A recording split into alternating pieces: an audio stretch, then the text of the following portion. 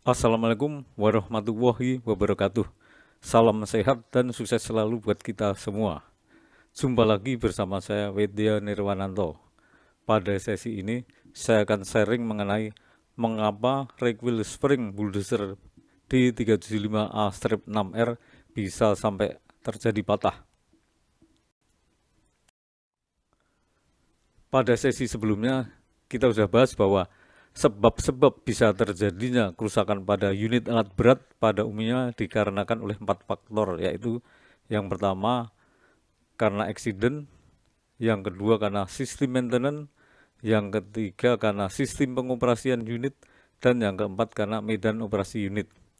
Pada sesi ini saya akan sharing mengenai sistem maintenance yang kurang benar yang menyebabkan bisa terjadinya rake wheel spring pada bulldozer D375A-6R bisa menjadi patah. Sebelum kita lanjut, tolong teman-teman untuk subscribe terlebih dahulu agar sharing pengalaman ini bisa berkelanjutan. Apa penyebabnya rake wheel spring bulldozer D375A-6R ini bisa sampai patah? Di sini kalau kita lihat rake wheel spring patah di bagian tengah. Dan kalau kita lihat strukturnya, rake wheel spring tersebut adalah diameter springnya udah sangat besar dan juga springnya cukup panjang ya. Sehingga kenapa sampai rake wheel spring yang kokoh ini bisa patah? Dikarenakan maintenance yang kurang benar, ini yang menyebabkan bisa terjadinya patah. Indikasi terjadinya rake wheel spring patah. Yang pertama, track tension itu selalu kendor. Walaupun sudah dilakukan adjustment beberapa kali dengan greasing, ini selalu kendor. Yang kedua, tidak ada tanda-tanda kebocoran pada seal track adjuster. Yang ketiga, kondisi track link masih bagus, tidak ada tanda-tanda link pitch-nya molor. Yang keempat, komponen track roller, top roller, idler, maupun segmen sprocket kondisinya masih bagus. Jadi, indikasi rake wheel spring pada bulldozer D375A-6R ini patah jika track tensionnya tidak bisa di-adjust sampai kekencangan track tension sesuai standar, tidak bisa kencang begitu. Penyebab terjadinya rake wheel spring pada bulldozer D375A-6R patah. Penyebabnya yang pertama adalah end play atau gerak ke kiri dan ke kanan daripada front idler ini terlalu besar. Yang kedua, radial play atau gerak ke atas dan ke bawah daripada idler ini juga terlalu besar. Ini yang menyebabkan rake wheel spring bisa patah. Penyebab end play dan radial play pada front idler terlalu besar, yang pertama adalah bushing teleskopik ini terlalu aus, jadi ausnya udah berlebihan bushing teleskopiknya ini. Terus yang kedua, bushing track frame ini sudah sangat aus, jadi ausnya udah over limit, udah berlebihan. Bushing track frame ini adalah tempat tumpuan daripada teleskopik masuk ke sini, sehingga karena bushing teleskopik terlalu aus dan juga bushing track frame terlalu aus, akibatnya end play daripada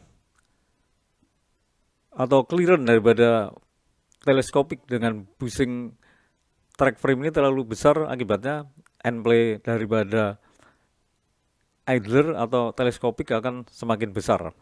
Dan yang ketiga juga dipengaruhi juga oleh rubber pad yang sudah pecah-pecah.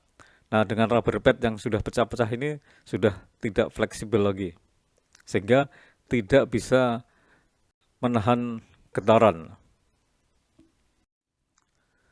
Analisa penyebab rake wheel spring patah oleh karena bushing teleskopik dan bushing track frame aus yang berlebihan, akibatnya end play daripada front idler dan radial play daripada front idler terlalu besar, dan ini mengakibatkan guncangan pada front idler sangat besar pada saat unit beroperasi, dan ini lama-kelamaan menyebabkan recoil spring akan bisa menjadi patah.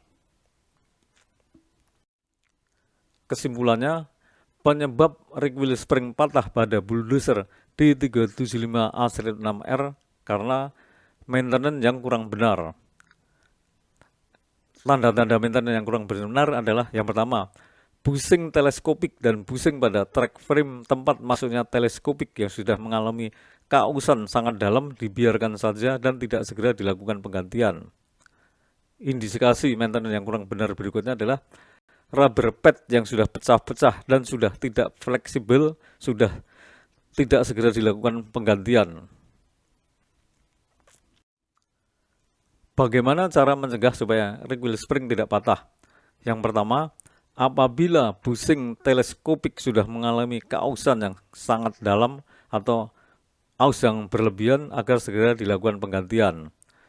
Yang kedua, apabila bushing teleskopik ini sudah sangat aus, maka bushing pada track frame tempat dudukan teleskopik pasti sudah aus juga, sehingga bushing pada teleskopik harus dilakukan segera penggantian dan juga bushing pada track frame harus segera diganti sekalian.